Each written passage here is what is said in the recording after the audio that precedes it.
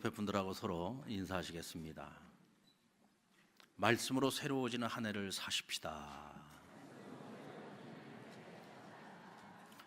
말씀으로 금년 2020년이 하나님의 말씀으로 매일매일 새날이 채워지고 또 세월이 말씀으로 채워짐으로 인해서 모든 것이 새로워지는 한 해가 되었으면 좋겠습니다. 오늘 우리 헌금 특송을 윤영길 장로님이 팸플룻으로 불러주셨는데, 여러분, 저 팸플룻이요 보통 폐활량으로는 못 부르는 겁니다. 그래도 연세가 있으신데 열심히 노력하셔가지고 오늘 이렇게 참 봉헌 특송도 하는 모습을 보니까 우리도 다 같이 좀 노력해야 되겠다 하는 생각이 들었습니다. 자, 우리 다시 한번 옆 사람에게 노력하십시다. 힘내십시다. 잘해보십시다. 영국에서 변호사로 일하고 있는 저희 교회 청년 중에 김혜원이라는 청년이 있습니다. 아직 나이가 어려요. 27살밖에 되지 않았는데 영국에서 공부하고 변호사가 됐습니다. 잠시 휴가차 한국에 들어왔다가 영국으로 돌아가기 전에 제 방에 와서 이제 잠시 얘기를 나누고 제가 기도해주고 돌려보냈는데 얘기를 나누다가 굉장히 충격을 받았어요. 여러분, 우리가 잘 알고 있는 것처럼 유럽이나 영국의 교회들이 지금 너무너무 심각한 수준에 있다라고 하는 것을 우리가 익히 아는 바입니다만은 혜원 자매하고 얘기를 나누다 보니까 지금 그 영국 교회의 현실은 우리가 생각하는 것보다 훨씬 더 심각하다는 것을 느끼게 되었습니다. 본인 말로 본인은 영국 사람들에게 있어서 별종 취급을 받는다는 거예요. 왜 별종 취급을 받느냐? 본인 입으로 내가 기독교인이라고 하는 것을 사람들에게 공공연하게 밝힌다라고 하는 것은 영국 사회에서는 있을 수 없는 일이라는 겁니다. 일단은 내가 기독교인이다라고 하는 밝히는 그 순간에 상대방은 나를 저 사람 참 보수적인 사람이야, 저 사람 굉장히 고루한 사람이야, 굉장히 막혀있는 사람이야, 기본적으로 동성애 같은 것은 아예 인정하지 않을 것이고 저 사람은 성경을 믿는 사람이기 때문에 일반적으로 사회에서 통념적으로 이해되어지는 그런 부분들에 대해서 이해하지 못하고 굉장히 닫혀 있을 거라는 생각을 갖는다는 거예요. 그래서 주일을 보내고 나서 월요일 날 아침에 출근을 하면 물어본답니다. 너 어저께 뭐 했어? 나 어저께 교회 다녀왔어. 그러면 상대방이 이렇게 대꾸를 한다는 거예요. 너 뭐 좀 딴 것도 좀 해봐. 어떻게 일요일을 교회 가서 하루 종일 보내? 뭔가 좀 재미있게 좀 살아봐. 좀 더 뭔가 재미있는 것들을 좀 생각을 해봐. 이런 식으로 얘기를 한다는 거죠. 본인이 교회에 가서 예배를 드리고 헌금 시간에 봉투에다가 준비된 헌금을 정성껏 담아서 헌금을 하면은요, 사람들이 옆에서 보고 놀란다는 거예요. 어떻게 저렇게 젊은 나이에 하나님 앞에 헌금을 할 때 봉투에 넣어서 드릴 생각을 하지? 그러면서 그런다는 거예요. 야, 너 참 믿음이 대단하다. 또 굉장한 믿음을 가지고 있구나. 이렇게 얘기를 한다는 거예요. 주일날 빼먹지 않고 주일 성수 열심히 하고 주일날 교회 학교 봉사까지 하는 모습을 보면서 야, 정말 요즘 젊은이들 중에 너 같은 신앙을 가지고 있는 젊은이가 어디 있어? 이러고 다들 칭찬을 한다는 거예요. 그런데 정말 입에 바른 그런 칭찬이 아니라 진심 어린 칭찬을 한다는 거죠. 그러면서 이 자매 얘기가, 근데 목사님, 우리 한국교회에서는 그건 너무나도 당연한 일이고 정상적인 일이잖아요. 이게 칭찬 들을 일이 아니잖아요. 특별한 일이 아니잖아요. 그냥 보편적인 것 아닙니까? 근데 영국 교회에서는 오히려 자기가 이런 일들로 말미암아 칭찬을 듣는다는 거예요. 자기가 기독교인이라는 것 때문에 사람들이 자기를 편견을 가지고 본다는 거죠. 보수적인 사람. 영국 교회의 그 교회들을 보면은요, 정말 고색창연한 그런 교회들이 얼마나 많은지 모릅니다. 너무나 아름답고요. 정말 우리들이 뭐 영국에 가면은 그런 교회들을 찾아가서 사진도 찍고 하지 않습니까? 영국 교회가 한참 부흥했던 그 시대에 정말 세계에서 가장 으뜸가는 교회였고 전 세계에 선교사를 가장 많이 파송하는 교회가 영국 교회였습니다. 근데 지금은 주일날 예배를 드리러 가면은요, 젊은이들을 찾아볼 수가 없습니다. 하얀 머리에 어르신들만 몇 사람 앉아서 예배를 드린다는 거예요.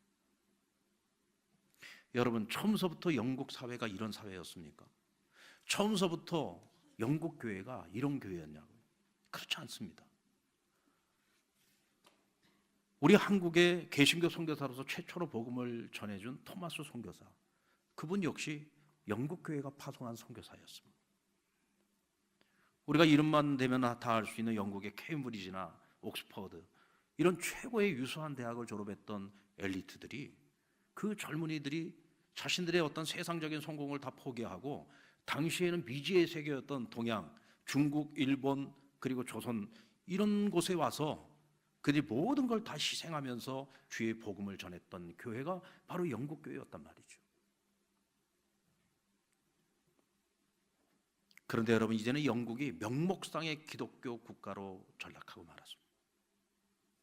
본인들이 말로는 나는 기독교인이라고 이야기를 하고 있고, 종교란에 나는 기독교인이야 라고 기독교라고 씁니다. 그러나 교회는 안 나갑니다. 우리나라로 말하면 가나안 교인들이죠. 나는 기독교인이야. 그런데 교회는 안 나가요. 안 나가로 거꾸로 하면 가나안 아닙니까? 가나안 교인들. 영국에는 거의 대부분이 가나안 교인들이라는 거예요. 말이 나는 기독교인이 실제로 기독교인이 아닌 거죠. 그래서 영국의 실질적인 기독교인의 퍼센테이지를 따져보면 이제는 1%가 채 되지 않는다고 이야기를 합니다. 과거에 전 세계에 세계 선교의 뜨거운 열정을 가지고 복음을 전파하기 위해 선교사를 보냈던 영국 교회가 이제는 선교 대상 국가로 전락하고 마는 거예요. 영국 교회에서 정말로 깨어있는 목회자들은요, 우리 한국 교회에게 이제는 당신들이 와서 우리에게 복음을 전해달라고 부탁을 하고 있습니다. 그 정도로 영국 교회가 무너져 버린 거죠. 그 가장 큰 이유는 신학적 타락에서 찾을 수가 있습니다. 이름만 대면 알 수 있는 세계적인 신학교들이 영국에 많이 있습니다. 그러나 그곳에서 가르치는 신학은요, 복음주의적 신학이 아닙니다. 철저하게 이성주의적, 합리주의적인 신학을 가르치고 있어요.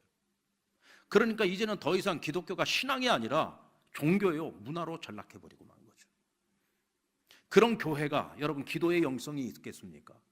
그런 교회가 말씀의 영성이 있겠습니까? 그러니까 교회가 다 죽어가는 거고, 교회의 영성이 죽어가니까 기독교인들의 영성이 다 죽어가는 거죠. 여러분, 영국의 교회가 무너지면요, 결국은 영국 사회가 무너지는 것입니다. 국가가 무너지는 거예요. 이제 얼마 안 있으면 영국이 브렉시트가 이제 시행이 되기 시작할 겁니다. 브렉시트가 시행이 되기 시작하면은요, 유럽 연합으로부터 영국이 나오는 거예요. 이제는 독자 생존해야 되는 겁니다. 그래서 지금 영국의 경제를 굉장히 걱정하고 우려하는 소리들이 굉장히 높죠. 과거의 그 영국의 영광을 다시 회복하기는 쉽지 않을 거라고 이야기를 합니다. 그렇다면 우리 한국교회 현실은 어떻습니까? 유럽이나 영국만큼은 아닐지라도 오늘날 우리 한국교회의 골든타임이 얼마 남지 않았다고 우려하는 이들이 많습니다. 한국교회도 지금 정신 차리고 영적으로 회복되고 깨어있지 못하면 한국교회 역시 유럽교회의 이와 같은 비참한 모습을 우리가 경험하게 될 것이고, 세상으로부터 교회가 수치를 당하는 일들이 일어나게 될 것이라고 다들 우려하고 있는 것이죠. 여러분, 1900년대에 한국교회 성도의 숫자가요, 퍼센테이지로 따져보면 1%밖에 되지 않았습니다. 숫자적으로 보면 20만 명을 넘지 못했어요. 그랬던 교회가 2000년대로 접어들면서 한국교회는 1000만 기독교인을 자랑하게 됩니다. 이건 여러분 기적입니다. 100년 기독교 역사를 통해서 20만 명이 되지 않던 기독교인이 1000만 명을 넘는 기독교로 부흥한 겁니다. 그래서 세계 교회 성장학자들이 대체 이 한국교회의 부흥의 원동력이 뭐냐, 이것을 신학적으로 연구할 정도로 우리 한국교회의 부흥은요, 세계 부흥사에 있어서 아주 획기적인 사건이라고 할 수 있죠. 그런데 2000년대를 넘어서면서 한국교회의 성장은 멈추기 시작했습니다. 그리고 침체되기 시작했습니다.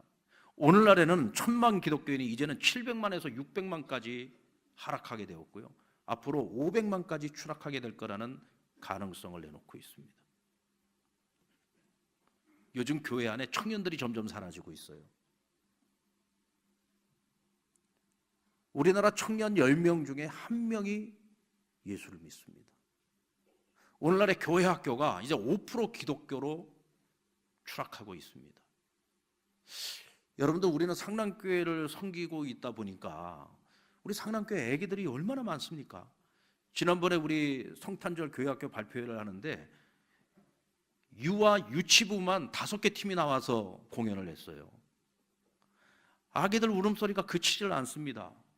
날마다 입당기도 드리는 아이들이 있고요, 유아 세례 받는 아이들이 많이 있고요, 아이들이 바글바글합니다. 그러니까 우리 교회를 섬기고 있다 보면은요, 요즘 우리나라에 아이들이 없다는 얘기가 믿어지질 않아요. 근데 여러분, 서울 중심에 있는 교회들은요, 청년들을 찾아볼 수가 없게 되었습니다. 아이들 울음소리가 아예 들리지 않습니다. 교회에 점점 더 노쇠화되어져 가고 있죠. 이게 저는 여러분, 우리 한국교회 현실입니다. 그나마 위성도시라든지 혹은 이런 산업도시들이나 아이들이 좀 있고 청년들이 있죠. 지금 서울 중심에 있는 교회들은 전부 고령화돼 가지고 예배 시간에 보면은 머리가 하얗습니다. 이게 지금 우리 한국교회의 미래고 현실입니다. 숫자적인 감소뿐만이 아니라 한국 사회에서 가장 선한 영향을 미쳤던 우리 한국교회가 지금은 세상 사람들이 걱정하고 염려하는 내부적인 위기를 겪고 있다는 것이 현실이기도 합니다. 자, 느헤미야 2장 17절 말씀 우리 같이 한번 읽어볼까요? 시작. 후에 그들에게 이르기를 우리가 당한 공경은 너희도 보고 있는 바라. 예루살렘이 황폐하고 성문이 불탔으니 자, 예루살렘 성을 건축하여 다시 수치를 당하지 말자 하고. 오늘 느헤미야는 바벨론 땅에서 포로로 끌려가 있던 백성들과 함께 예루살렘으로 돌아와서 성벽이 다 무너져 있는 겁니다. 나라 꼴이 아닌 거죠. 그래서 백성들을 모아놓고 이렇게 외칩니다. 우리가 다시는 수치를 당하지 말자. 우리가 다 같이 한 마음으로 이 예루살렘 성벽을 다시 재건해서 우리가 다시는 다른 나라들에게 수치당하는 일을 다시는 겪어서는 안 된다. 외치고 있는 거예요. 여러분, 과거에 이스라엘이 어떤 나라였습니까? 이스라엘이라고 하는 나라가 가나안 땅에 세워지기도 전에 모세는 그 땅에 세워질 이스라엘을 바라보면서 뭐라고 백성들에게 외쳤습니까? 이 나라는 큰 나라다, 위대한 나라다. 이방의 나라들이 우리를 바라보면서 너희는 참으로 슬기가 있고 지혜로운 나라이구나 하면서 부러워하게 될 거라고 했어요.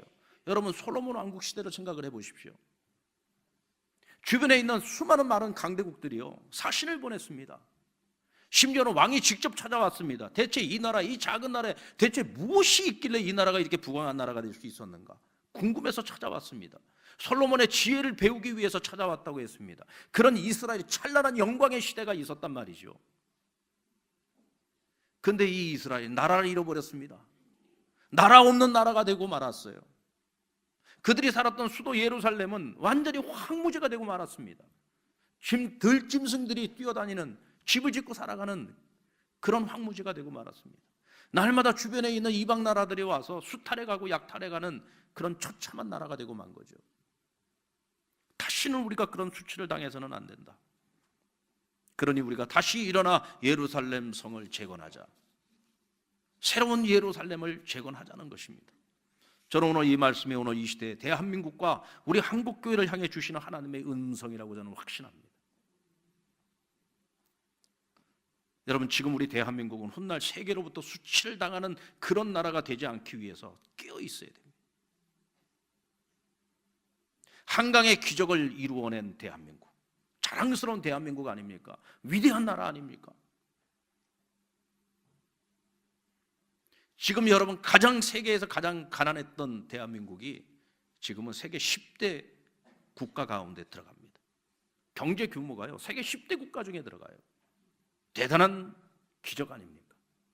그런데 그런 나라가 이제 불과 앞으로 10년, 20년 후에 어떤 나라가 될지 여러분 한번 상상을 해보십시오. 지금 이대로만 간다고 한다면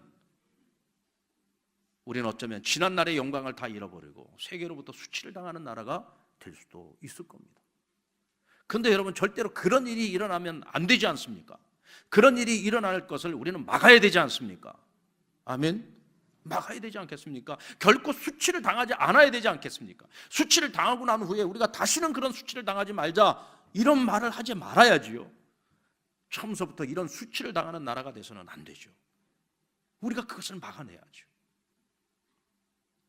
이를 위해서 한국교회는 이대로 영적으로 저무는 교회가 되어서는 안 됩니다. 세상 사람들이 걱정하는 그런 교회가 되어서는 안 됩니다. 수치를 당하는 교회가 되어서는 안 되죠. 다시금 영적 부흥으로 개혁하고 갱신하는 교회가 되어야 합니다. 여러분, 대한민국의 부흥과 한국교회의 부흥은요, 한 배를 타고 하는 거예요. 지난 우리의 역사를 보면 그렇습니다. 한국 개신교회가 가장 부흥했던 그 시절이 대한민국이 가장 부흥했던 시절이었어요. 한 배를 타고 함께 갔습니다. 한국교회가 수치를 당할 때 이 나라, 이 민족도 수치를 당하게 될 겁니다. 그래서 우리는 영적으로 우리 스스로가 부흥해야 될 책임이 있습니다. 다시금 깨어 일어나야 합니다. 아멘입니까? 수치를 당하는 교회가 아니라 하나님 앞에 영광스러운 교회의 모습을 회복해야 된단 말이죠. 이를 위해서 우리는 2020년 대체 우리가 어디서부터 허물어져 있는지, 우리의 허물어진 예루살렘 성벽이 무엇인지를 우리 스스로 돌아볼 수 있어야 되고, 그것을 다시금 재건해서 다시금 이렇게 세워서 하나님 앞에 영광스러운 교회의 모습을 다시 회복시켜 나가야 합니다. 그렇다면 우리는 먼저 세계 교회 역사에서 교회가 가장 부흥했던 시절과 가장 쇠락했던 시절, 그때의 특징이 무엇이었는지를 살펴본다면 오늘 우리는 답을 얻을 수 있을 겁니다. 초기 기독교 교회인 예루살렘 교회의 부흥은요, 그 원동력이 어디에 있었는가? 사도행전 6장 7절 말씀 우리 같이 한번 읽어볼까요? 시작. 하나님의 말씀이 점점 왕성하여 예루살렘에 있는 제자의 수가 더 심히 많아지고 허다한 제사장의 무리도 이 도에 복종하니라. 아멘. 초기 예루살렘 교회는요, 하나님의 말씀이 왕성한 시대였습니다. 개역 성경에는 보면은 하나님의 말씀이 흥왕하였다 그랬어요. 성도들이 늘 함께 모일 때마다 하나님의 말씀을 듣고 그 말씀을 붙잡고 기도하고, 무엇보다도 그들의 삶 속에서 그 말씀대로 실천하고자 애를 썼어요. 말씀대로 살기 위해 자기 목숨을 걸었습니다. 생명을 걸었습니다. 순교적인 신앙을 가지고 그들은 믿음을 지켜냈습니다. 그때 여러분, 예루살렘 교회는요, 날마다 부흥했다고 했습니다. 날마다 믿는 자들의 수가 더해가고, 믿는 자의 수만 더해가는 것이 아니라 제자들의 수가 더해가고, 심지어는 제사장 그룹 가운데에서도 믿음의 도를 따르는 자들이 점점 더 늘어났다고 성경은 말씀을 하고 있습니다. 여러분, 초기 기독교 부흥의 원동력은 바로 하나님의 말씀에 있어요. 하나님 말씀에 있습니다. 말씀이 다시 회복이 되어지고요, 이 땅의 그리스도인들이 하나님의 말씀대로 살고자 하면 교회는 다시 영적으로 부흥할 수 있습니다. 여러분, 말씀을 아는 것과 말씀대로 살아가는 것은 다릅니다. 어쩌면 우리 한국 교회의 가장 큰 문제 중에 하나, 세상이 교회를 보고 자꾸 교회를 비판하는 가장 큰 이유는 우리가 하나님의 말씀을 몰라서가 아니라 하나님의 말씀을 알기는 아는데 말씀대로 살지 않기 때문일 겁니다. 오늘 그것을 지적하고 있는 거죠. 로마 카톨릭 교회가 오랜 역사 동안 서구 사회를 지배했습니다. 교회가 세상을 지배하기 시작하면서 신앙의 본질을 잃어가기 시작했고, 교회가 권력을 갖게 되면서 타락하기 시작했습니다. 이때 16세기 초에 일어난 종교개혁 운동은 오직 성경, 오직 믿음, 오직 예수로 돌아가자, 하나님 말씀으로 돌아가자는, 교회의 전통이 무엇이 중요하냐, 교황의 칙령이 무엇이 중요하냐, 우리의 신앙의 기본은 뭐냐? 하나님의 말씀, 성경이다. 성경으로 돌아가자. 오직 믿음으로 돌아가자. 오직 예수로 돌아가자. 이때 여러분, 교회가 갱신되기 시작합니다. 교회가 새로워지기 시작했습니다. 말씀으로 새로워지기 시작한 거죠. 그 사회가 새로워지기 시작했습니다. 종교개혁은 여러분, 종교개혁만으로 끝난 게 아닙니다. 종교개혁이 결국은 산업혁명으로 이어지게 되고요, 사회개혁운동으로 발전하게 된 겁니다. 유럽의 종교개혁사와 그리고 세계교회 부흥사를 살펴보면요, 교회의 영적 부흥은 교회의 영적 부흥으로만 끝나지는 않더라고요. 반드시 그것은 사회개혁운동으로 전염이 됩니다. 전파가 되기 시작합니다. 그러면서 사회가 변화되고 결국은 교회의 부흥이 사회의 부흥으로도 이어지더라고요. 우리 한국교회는 어떻습니까? 우리 한국교회도 역시 마찬가지죠. 1907년 평양 대부흥운동의 전신인 원산부흥운동, 이 1903년도에 일어나게 되는데, 이 원산부흥운동을 일으킨 사람이 누구예요? 토마스 하디라고 하는 의사였습니다. 의사이면서 선교사였어요. 그는요, 자기가 열심히 복음을 전하는데 이 한국 사람들이요, 복음을 이해를 못하고 받아들이지를 않는 거예요. 그 모든 탓을 조선 사람들 탓을 했습니다. 이 사람들이 무식해서 그래, 배운 것이 없어서 그래, 머리가 나빠서 이해를 못하는 거야. 그리고는 조선 사람들을 아주 우습게 알았어요. 비웃었습니다. 근데 어느 날 여자 선교사들 몇 사람과 함께 작은 소그룹으로 성경을 공부하기 시작을 했어요. 성경을 공부하다가 문제는 그들에게 있는 것이 아니라 나 자신에게 있다는 사실을 깨달았어요. 나의 영적 교만에 문제가 있다는 것을 깨닫고요, 그가 정말 자신의 모든 자존심을 다 내려놓고 자신의 잘못을 회개하기 시작합니다. 이것이 여러분 1907년 평양 대부흥운동의 근간이 된 거예요. 그러면서 한국교회에 회개운동이 일어나기 시작하고 말씀운동이 일어나기 시작합니다. 그래서 한국교회는요, 몇 사람만 모여도 같이 모여가지고 성경을 읽고 성경을 공부하고 말씀 사경회가 교회들마다 일어나기 시작하고, 말씀 부흥회가 있으면은요, 정말 자리가 없어가지고 거적대기를 깔아놓고 앉아서 하나님 말씀을 들을 만큼 그렇게 한국교회는 성경 중심이었고 말씀 중심이었습니다. 1908년 미국 감리교 총회에 보고한 선교사들의 보고 내용을 제가 읽어드리겠습니다. 여러분들 읽지 않으셔도 제가 읽어드립니다. 교회의 신앙 수준은 높아졌고 미리 자상한 성경 교육이 있었으므로 광신은 거의 없었고 정신 이상자 같은 경우는 하나도 없었고, 많은 교회들이 성경을 공부하려고 무려 2,000명의 대집회가 한 장소에서 거행되었으며 수천 명이 그 읽기를 배우고 기독교를 알아보려고 문의하며 술주정뱅이, 도박꾼, 오입쟁이, 살인강도, 독선적인 유교인, 구태연한 불교인, 여러 천명 잡신을 섬기는 사람들이 그리스도 안에서 새 사람이 되었다. 이게 여러분 1900년도 초기에 있었던 한국교회의 모습입니다. 말씀이 흥왕하니까 사회개혁운동이 일어나는 거예요. 술, 도박에 빠지고 마약에 빠지고 이랬던 사람들, 아무런 희망도 소망도 없었던 사람들이요, 삶이 변화되기 시작한 겁니다. 근데 그 시작이 무엇으로부터 시작됐느냐? 말씀운동으로부터 시작이 되어졌다는 거죠. 한국에 처음 왔던 캐나다 선교부 스콘 목사는 그때 당시 한국교회의 상황을 이렇게 본국 선교부에 보고했다고 합니다. 한국에 처음 온 저로서는 모든 기독교 가정에서 손때 묻은 성경을 보고 있는 것이 무엇보다도 충격적인 일이었다.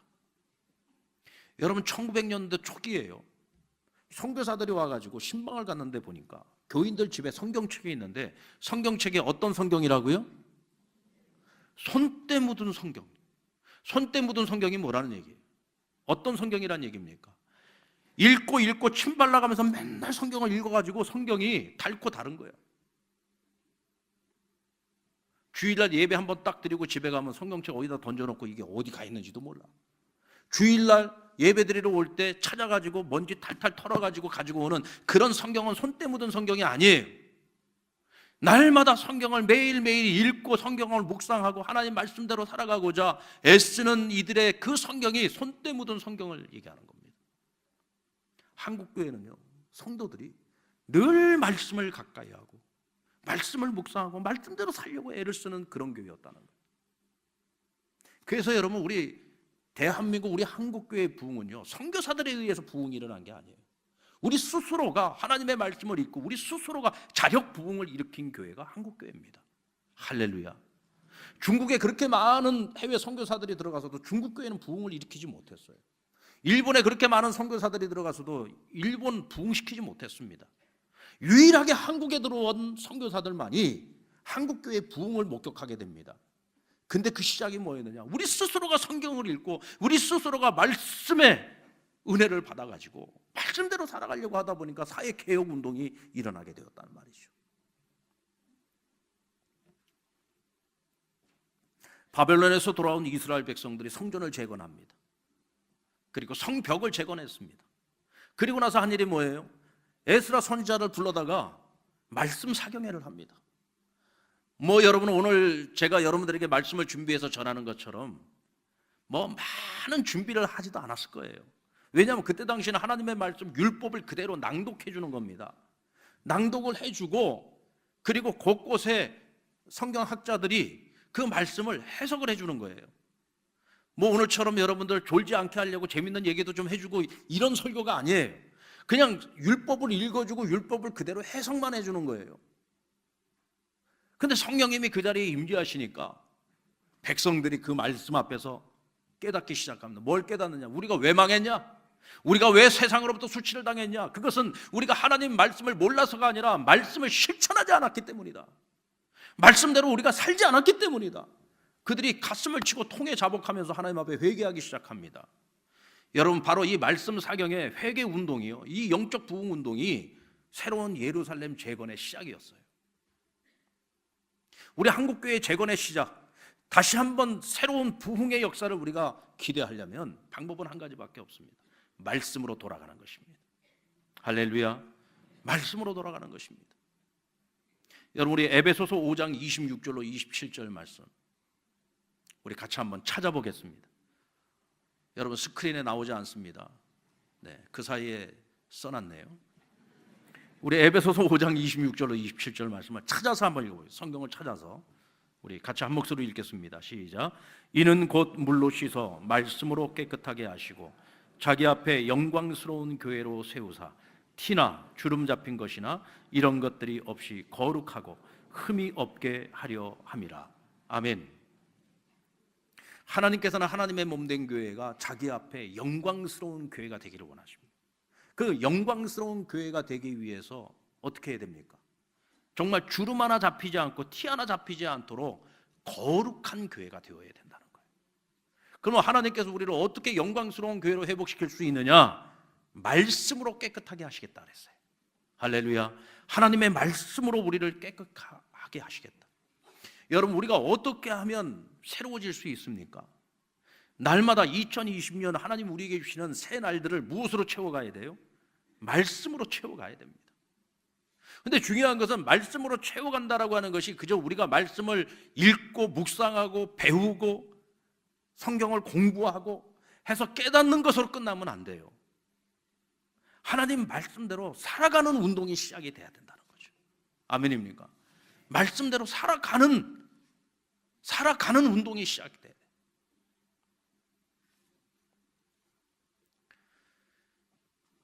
그리고 또 한 가지 중요한 것이 있습니다. 어떻게 하면 우리가 말씀으로 새로워질 수 있느냐? 이제는 우리의 전도 대상이 밖으로만 향할 것이 아니라 우리 스스로가 복음을 다시 들어야 됩니다. 우리는 복음 다 들었는데요. 우리 다 구원받은 사람들인데요. 여러분, 구원받은 하나님의 자녀들이라도 복음을 다시 들어야 됩니다.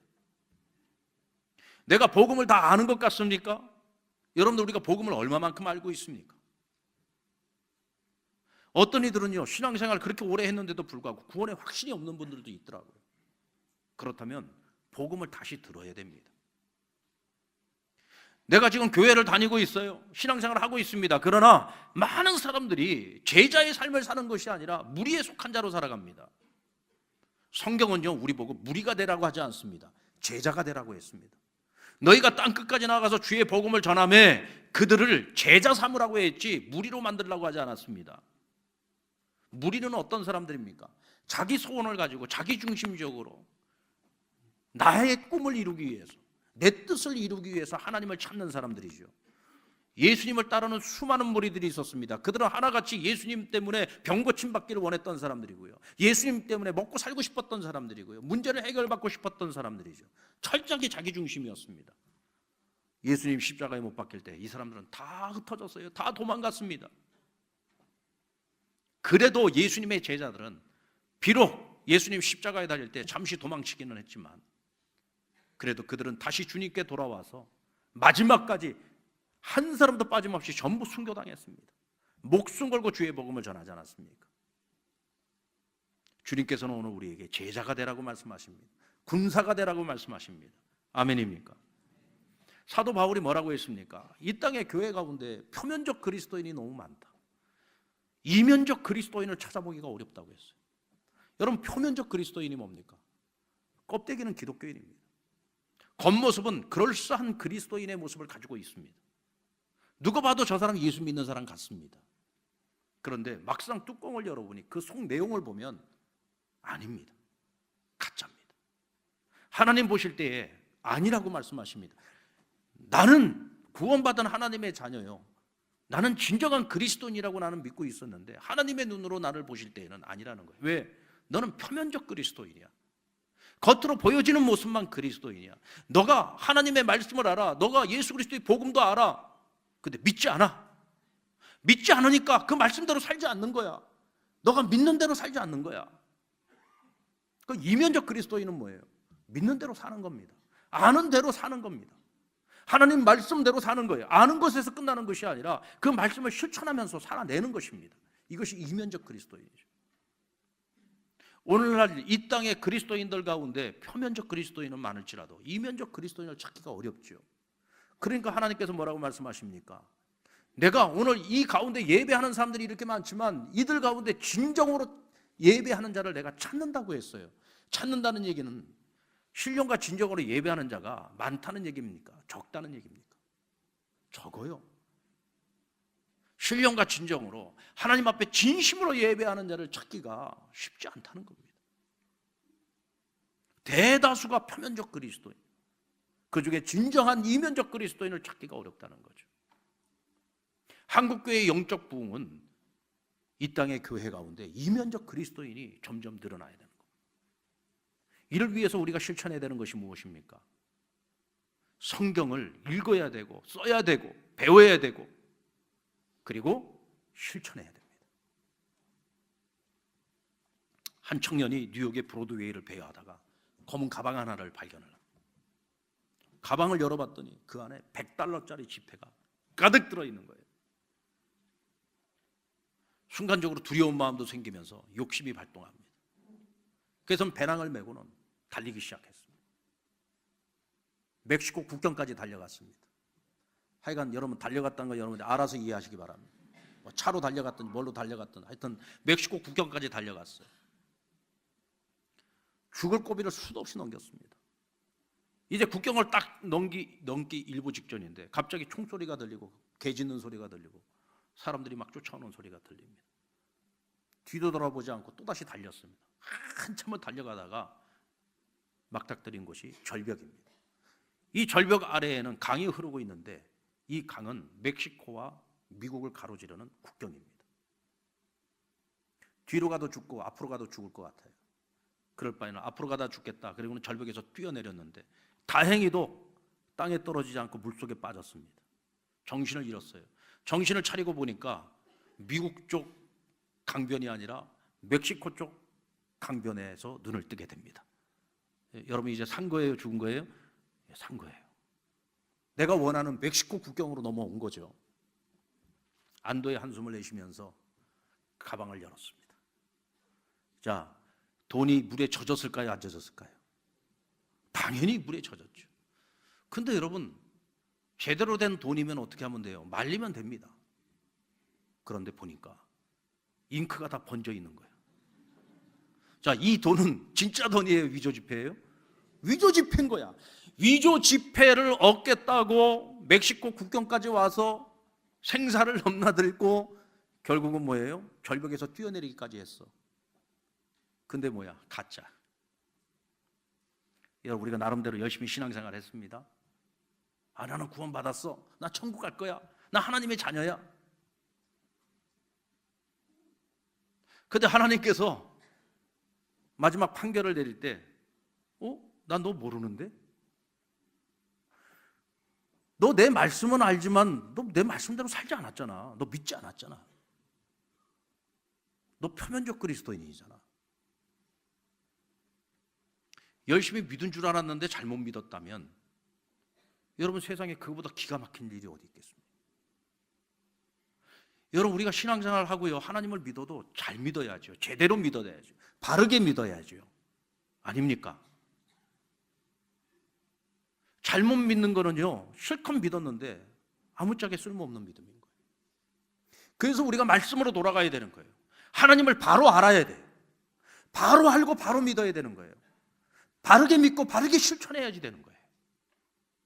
그래야 그 믿음이 나를 구원에 이르게 하는 믿음이 될 수 있어요. 그래야 그 믿음이 나도 살리고 남도 살리고 우리 모두를 살릴 수 있는 믿음이 되는 겁니다. 아멘입니까? 오늘 우리가 그런 믿음을 가져야 되고 그런 믿음을 회복해야 됩니다. 여러분 우리 한국교회는 더 이상 세상으로부터 수치를 당하는 교회가 되면 안 됩니다. 이를 위해서 2020년을 시작하면서 우리가 해야 될 일이 뭘까요? 오늘 우리 안에 무너진 예루살렘 성벽이 있다면 그것이 무엇인지를 한번 생각해 보십시오. 기도의 성벽이 무너지진 않았습니까? 말씀의 성벽이 무너지지는 않았습니까? 전도의 성벽이 무너지진 않았습니까? 혹시 성김과 봉사의 성벽이 무너지지는 않았습니까? 아니면 내가 하나님 앞에 순종하는 삶이 무너져 있지는 않습니까? 무엇이 무너져 있든지 그 무너진 것을 그냥 그대로 놔두면 안 됩니다. 우리가 다시는 수치를 당하지 않으려면 그 무너진 성벽을 다시 재건해야지요. 2020년이 그것들을 재건하는 한 해가 될 수 있기를 바랍니다. 아멘. 그것들을 다시금 재건하십시다. 그래서 다시는 수치를 당하지 아니하고 하나님 앞에서 영광스러운 교회로 회복되어야 돼요. 이 땅에 교회가 회복되면 나라가 회복됩니다. 이 땅에 교회가 다시금 영적 부흥을 일으킬 수 있다면 이 나라의 새로운 부흥의 역사를 기대할 수 있습니다. 사랑하는 여러분, 나 같은 것이 뭐 대단한 존재라고. 아닙니다. 여러분, 우리는 대단한 존재입니다. 우리는 위대한 하나님의 사람들입니다. 우리는 하나님 앞에서 큰 자들입니다. 우리가 희망이 없으면 이 사회도 희망이 없고 나라도 희망이 없습니다. 여러분, 우리는 그 책임을 감당해야 됩니다. 2020년 멋지게 그 책임을 감당해낼 수 있는 저와 여러분 되기를 주님의 이름으로 축원합니다.